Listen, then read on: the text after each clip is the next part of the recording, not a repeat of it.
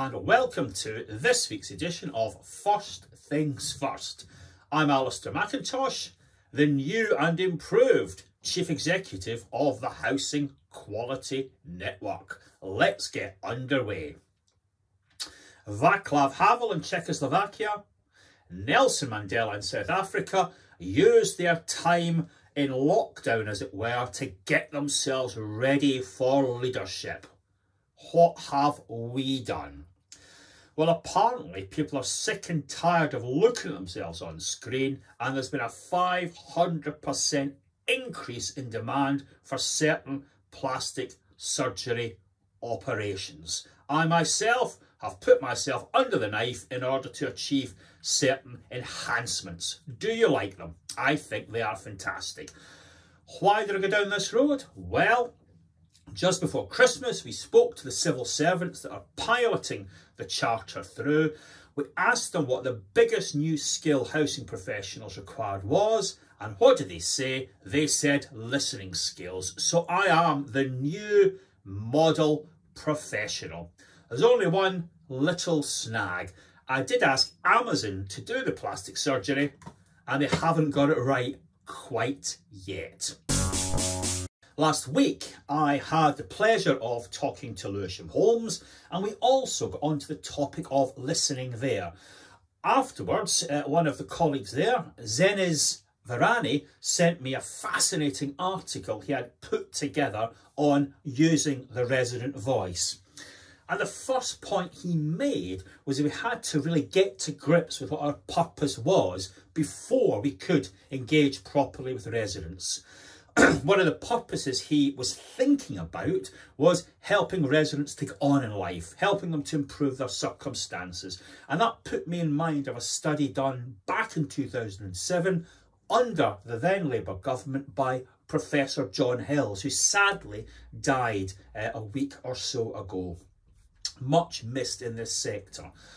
One of the points that John made in his study was that inequality was cemented in by the housing market. What do you mean by that? Well, the children of owner-occupiers get given from the bank of mum and dad or inherit money in order to get a foot on the property ladder.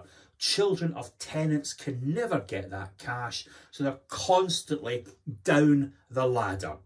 And he wanted to give council tenants and housing association tenants some equity in order to level up the playing field. So that idea at the back end of the charter about giving equity to residents is in fact at heart a Labour idea and is in truth about levelling up.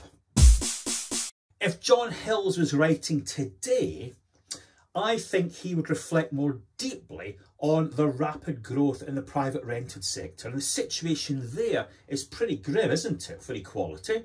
People are paying higher rents, less security of tenure, and an inability to make savings. So I wonder if he would have commented on the need to give equity to young people in the private rented sector in order to help them move on in life. And given the number of people in the private rented sector now, I do wonder what housing will be like when the chief executives are folk that might be private renters or who have got considerable experience of private renting. Will they be more in tune with residents than we may be currently? Let's see. Fascinating to see how that works out.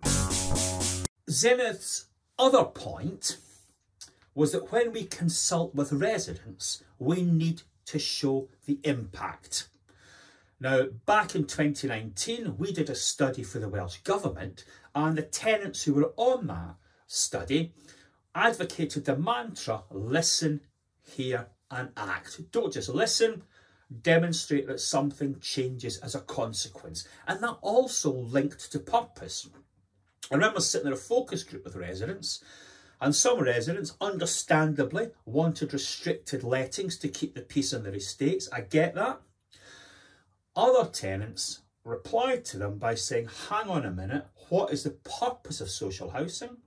One of the purposes of social housing is to look after the vulnerable. That means we have to widen the lettings pool. It also means we need to strike the right balance between support and enforcement. And let me tell you, the residents that are arguing that case are not lily-livered liberals. They do live on estates and they do hold their landlords' noses to the correct grindstone. Listening is not a soft option. You don't always hear what you want to hear. Last point on the theme of listening for this week. It's been quite some time since Grenfell, hasn't it? And still, the changes advocated in that charter, long time coming, have not yet been enacted. Why is that? The problem certainly doesn't seem to be with the civil servants. They're enthusiastic, they're firing on all cylinders. So where's it coming from? Well, we hear two excuses. Number one, it's all too hard to do legally. It'll take time. I'm afraid that argument is unadulterated poppycock. We have the world's greatest surplus of lawyers in this country, so legal issues cannot be at the heart of it. The second sick note is, hang on a minute, there's not enough parliamentary time. Haven't you heard of Brexit? That sounds like another attempt to play the Project Fear card, and I wonder what our MPs would say if they were accused of downplaying the important issues of Grenfell for other matters. I don't think they'd be at all impressed. And as you listen to the slapdash testimony during this phase of the Grenfell inquiry, you'd have to be worried that something like that could happen again. This is no time for government to take its boot off the backside of our sector. Something like Grenfell could happen again. Stop gambling with time. Implement today.